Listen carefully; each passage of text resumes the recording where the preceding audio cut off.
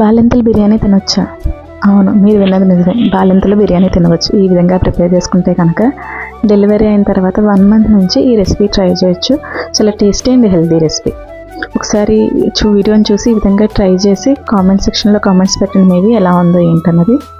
నేను ఇందులో వాడిన సామాన్లు కూడా చాలా తక్కువే వాడాను.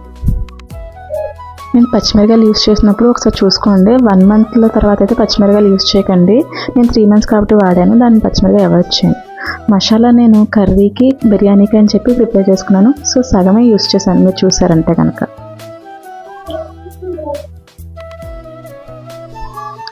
నేను మటన్ని నానబెట్టుకున్నాను ఒక 3 అవర్స్. ఒక గరిటె పెరుగు, పసుపు, ఉప్పు వేసి ఫ్రిడ్జ్లో 3 అవర్స్ పెట్టాను. సో దీన్ని ఇక్కడ కుక్కర్ పెట్టేసుకోండి. 3 విజిల్స్ వేయించుకున్నాను నేను. మీకు మటన్ బట్టి దాన్ని బట్టి చూసుకోండి. ఒక 80% అలా కుక్ అయ్యే వరకు మాత్రమే విజిల్స్ వేయించుకోండి. మీరు అబ్జర్వ్ చేస్తే కనుక పుదీనా అండ్ కొత్తిమీర నేను స్టేజ్ల ప్రకారం వేసాను. దాన్ని బట్టి మీకు రుచి బాగుంటుంది. ఒకేసారి వేసేసుకునే దానికన్నా కూడా ఫ్లేవర్ బాగా పడుతుంది అన్నమాట. నేను ఇక్కడ కుక్కర్ విజిల్స్ వేయించట్లేదు, జస్ట్ ఆవిరి ఉడికిస్తున్నాను. ఒకసారి ఇలా ట్రై చేసి టేస్ట్ చేసి చూడండి, చాలా బాగుంటుంది. దీనికి కాంబినేషన్ మటన్ కర్రీ. నేను అది ఆల్రెడీ ప్రీవియస్ వీడియోస్లో ఉంటుంది, నేను ట్యాగ్ చేస్తాను ఈ వీడియో కింద, ఒకసారి చెక్ చేసుకోండి.